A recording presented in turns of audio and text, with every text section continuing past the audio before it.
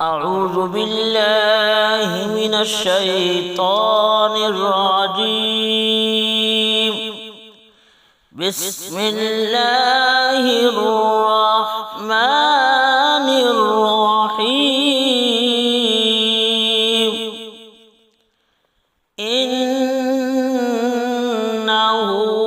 كان في أهله مسرورا. إنه ظن أن لن يحور.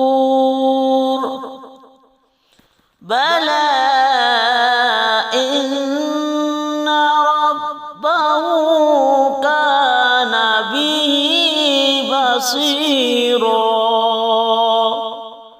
صدق الله.